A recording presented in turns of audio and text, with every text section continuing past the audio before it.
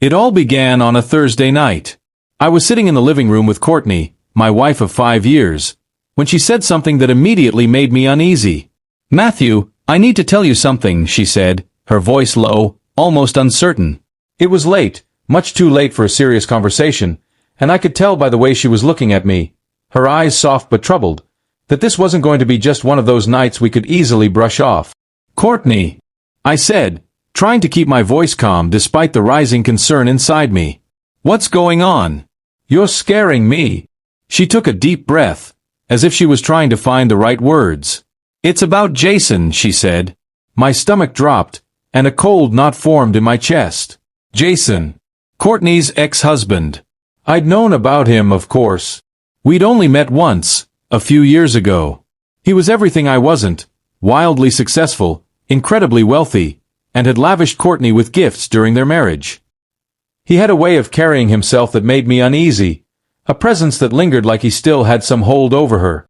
"What about Jason?" I asked, trying to stay calm, though every part of me was tensing up. She hesitated, taking a moment before her words rushed out. "I saw him today, and then he called me afterward. He wants to see me again." I felt the floor shift beneath me. My heart raced, and I fought to keep my emotions in check, but the bitterness began to creep in. "Why would you see him, Courtney?" I asked, my voice coming out sharper than I intended. Her eyes widened, but she didn't look away. "I don't want anything from him, Matthew, I swear. But he's been reaching out a lot lately, and I just... Why didn't you tell me about this sooner?" I interrupted, my chest tightening with a mix of frustration and hurt. "You know how I feel about him." "I know," she said quietly, her voice cracking. "I didn't want to upset you. I thought it would blow over." "Did it blow over?" I asked, my tone softer now, but there was still an edge to it. "No," she admitted, shaking her head. "It didn't." I leaned back in my chair, my mind racing as I tried to process what she had just told me. Everything felt like it was spiraling out of control. "So what now?" I asked, feeling an overwhelming sense of helplessness. "I'm not sure," she said, her voice trailing off as she looked down, avoiding my gaze. There was a pause, and I could see the uncertainty in her eyes, and it made my unease grow stronger. Courtney had always been open with me, but now she seemed distant, almost like a stranger. Why hadn't she told me sooner? Why didn't she come to me when Jason first reached out? "I just don't know what to do," she said softly. I swallowed hard, trying to keep my voice steady. "So what do you want me to do?" Courtney bit her lip, her eyes darting down to her hands. "I don't know, but I need you to trust me. I don't want anything to do with Jason. You have to believe that." I wanted to believe her, I really did, but something inside me felt like this wasn't just some harmless conversation. There was more to it, and I didn't know if I was ready to find out.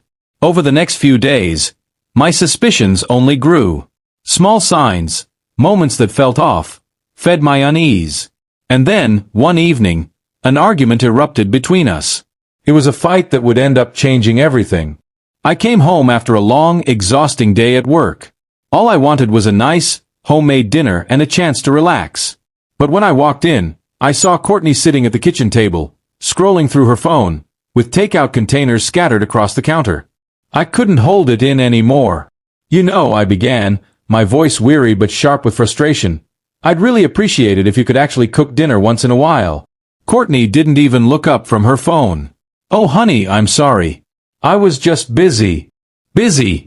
I repeated, my voice rising. "Busy doing what? Scrolling through Instagram? Watching reality TV? You've been home all day." She finally glanced up, setting her phone down. "I was researching new interior design ideas for the living room." "Right," I said, my voice dripping with sarcasm.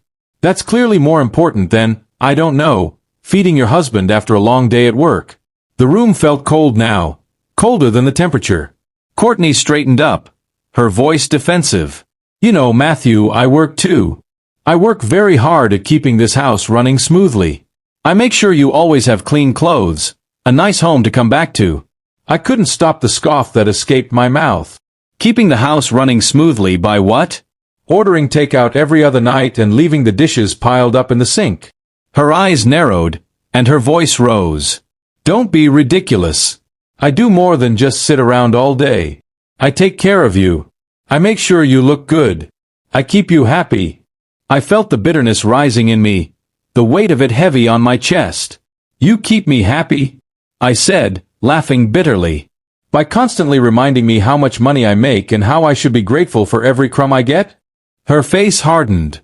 You know, if you made as much money as Jason, I wouldn't have to worry about cooking dinner. I froze, my blood running cold. Wow, I said, leaning back in my chair. You really went there, huh? Jason again. For a moment, her expression faltered, and I thought maybe, just maybe, she realized how hurtful her words had been. But then her defenses came back up, stronger than ever. I didn't mean it like that, she said quickly, though her voice had the same defensive edge. You're twisting my words. Am I? I asked, sitting up straighter, the bitterness clawing at me. Because it sounds exactly like it, Courtney. Every time we argue, Jason makes an appearance. Like he's still living here, like he's some kind of measuring stick for how I'm failing as a husband.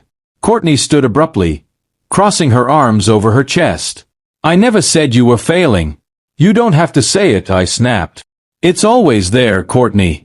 Every little comment about how he used to buy you expensive jewelry, how he had a high six-figure salary.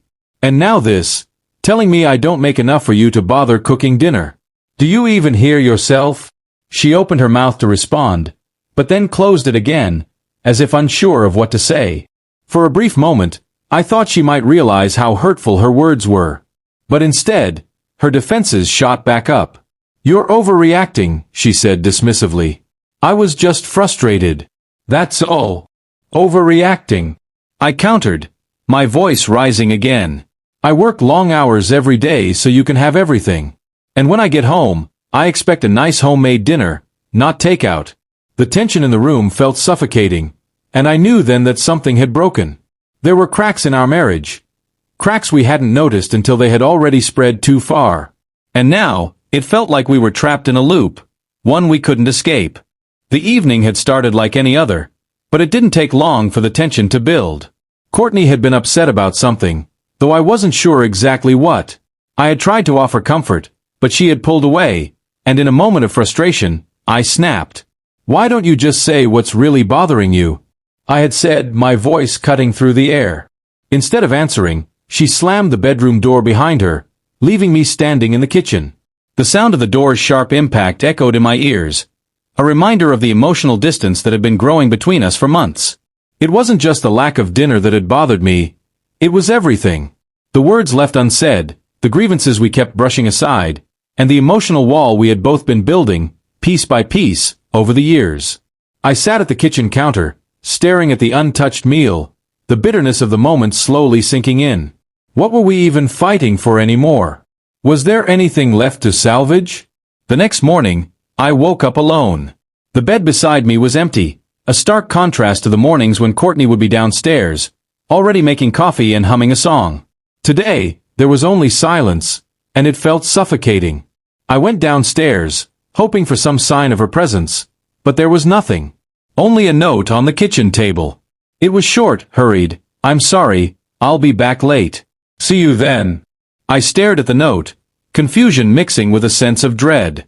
Late. Where had she gone? My mind raced. Maybe she was staying at her sister's, but the thought of her leaving without telling me where she was going made my stomach churn. It wasn't like her to vanish without a word. The day dragged on. The office felt like a blur of meaningless meetings and unanswered emails. My thoughts kept returning to the argument. Each word I had spoken, each harsh accusation, had I really meant it? Or was it just a culmination of everything that had gone wrong between us? By the time I got home that evening, the house was dark. There was no sign of Courtney, and the silence was deafening. I tried calling her, but her phone went straight to voicemail. Panic began to set in. Where could she be? Was she all right? The thought of something happening to her terrified me, but I couldn't shake the feeling that something was wrong. I called her parents' house, hoping they had heard from her. But they hadn't. The hours passed slowly, each one filled with an increasing sense of dread. I paced the living room, my mind racing with worst-case scenarios. Finally, around midnight, My phone rang. It was Courtney. I felt an overwhelming sense of relief, but it quickly turned to anger when I heard the trembling in her voice. "Matthew," she whispered, "I'm so sorry. I just needed to clear my head. I went for a walk." My anger flared. "Where were you? You disappeared without telling me anything." I just needed some time alone," she mumbled, her voice barely audible. "I didn't mean to worry you." "You didn't mean to?" I scoffed. "You just leave without a word?" There was a pause, and then she spoke again, her tone sharp. "I'll be home soon." I didn't reply. The line went quiet, and I hung up, the frustration and confusion overwhelming me. 30 minutes later, the sound of the front door opening brought my attention back to the present. Courtney walked in, her eyes avoiding mine. "I'm going to stay at my sister's for a few days," she said, her voice distant. "I just need some space." I stared at her, unable to find the right words. She started packing her things, clothes, toiletries, moving methodically, as if this was all perfectly normal. "When will you be back?" I asked, my voice quieter than I had intended. "I don't know," she replied. "I just need some time." Without another word, she grabbed her bag and walked out the door. The next few days were painfully quiet. There were no calls, no texts, just silence. It was as though we were strangers living in the same house. I tried to focus on work, but the gnawing feeling in the back of my mind wouldn't go away. Something wasn't right. Then, on the third day, my coworker Alex came by my desk. He looked around nervously before speaking in a low voice. "Matthew, I need to tell you something," he said, his face serious. "I saw Courtney the other night." My heart sank. "She was at a bar downtown with another guy," he continued. "I don't think anything happened between them, but they were definitely close. They were laughing and talking, and when they left, they hugged each other before walking out together." The words hit me like a punch to the gut. My mind raced. Who was this guy? Alex described him in detail, and I realized with a jolt of disbelief that it was Jason, Courtney's ex-husband. She had been messaging him in the past few days, but she had insisted she wasn't interested in seeing him again. Yet, there she was, with him, at a bar, laughing and hugging. I couldn't shake the feeling that something was going on. So, I made a decision. I hired a private investigator. The next day, the investigator reported back with troubling news. Courtney had gone to dinner with Jason, and they were much too close for comfort. After the meal, they had driven to Jason's house, where they kissed before heading inside. The investigator had captured everything on camera. Clear, undeniable proof. When I saw the photos, it felt like the floor dropped out from under me. Courtney had been cheating on me, with her ex-husband, no less. The next morning, I went straight to a lawyer. Divorce papers were drawn up before noon. I didn't even need to hear Courtney's side of the story. The truth was right in front of me. That afternoon, I drove to her sister's house. I wasn't sure what I was expecting, but when I walked in, the confusion on her sister's face didn't stop me. "Where is she?" I demanded. Her sister hesitated, unsure of what was going on. Courtney walked into the room, her expression guarded. "What's wrong?" she asked. I slammed the photos down on the table, pointing at them. "This is what's going on," I said, my voice cold. Courtney froze, her face draining of color as she recognized the images.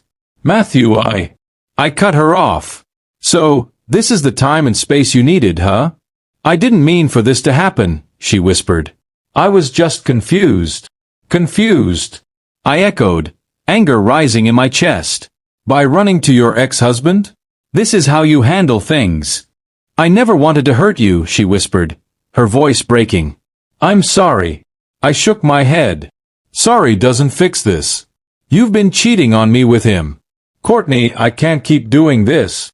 I took a deep breath, the anger simmering down as the reality of the situation hit me. "I'm done. I already filed for divorce. This is over." Courtney's eyes filled with panic. "I'm sorry, Matthew. Please don't leave me." But I didn't respond. I turned and walked out, leaving the broken remnants of our marriage behind. The divorce was finalized quickly. Courtney moved in with her sister, hoping to rekindle things with Jason, now that she was single. But Jason wasn't interested. He only wanted something casual, And when he turned her down, she realized too late that she had lost everything. Desperate, Courtney came back to me, asking for forgiveness. I made a mistake, she said, tears in her eyes. Please, Matthew, can we start over? But I had already moved on.